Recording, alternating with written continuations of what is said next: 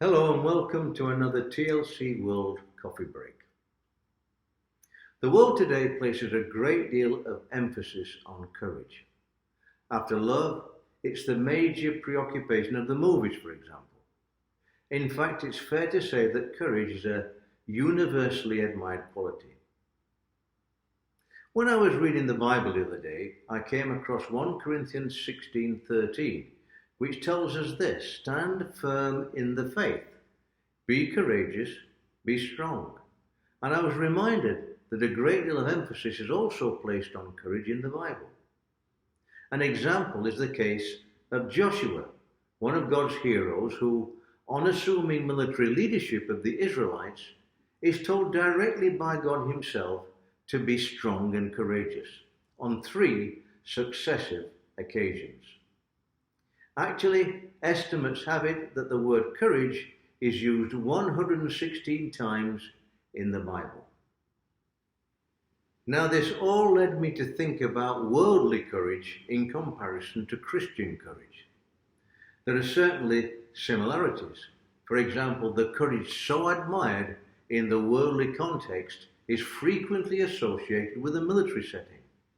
Movies such as Saving Private Ryan, Dunkirk, Hacksaw Ridge, and the most recent 1917 are all about courage in times of war.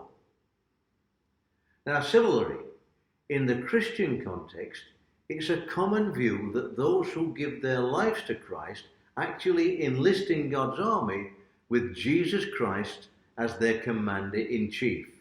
And this is all about courage in times of war. That is, a spiritual war. I'm sure that many believers and non-believers alike are aware of the old hymn, Onward Christian Soldiers, with the opening verse, Onward Christian Soldiers, marching as to war. Now, this hymn confirms the warlike nature of the Christian walk, but for the Christian soldier, the enemy consists of both seen and unseen forces, which the Bible refers to as the spiritual forces of evil. These are actually the devil and his demons, and the courage needed for victory against them derives totally from the power and spirit of Jesus Christ, which all men receive when they become believers. Worldly courage, however, is based solely on the personal, or what we might call heroic qualities of the individual when faced with a visible enemy. Of course, Christian courage does not rule out the Christian's personal heroic qualities, but draws on the power and spirit of Christ that resides in the Christian to combat both the visible and the invisible. My message to you in this short break is to actively engage in the greatest of battles, the most intense battle that exists, in fact, and that's the battle between God and the devil for the souls of our fellow human beings. Now, I can tell you from personal experience that joining God's army is not for the faint-hearted, but it will definitely provide you with many opportunities to exercise Christian courage during the battle.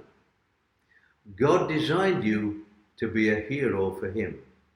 Christian courage is a courage that God has designed for you to exercise and will offer you purpose and fulfillment beyond the ordinary. That's what 1 Corinthians 16:13 is all about. So join us again next week for another TLC World Coffee Break. Until then, have a blessed week.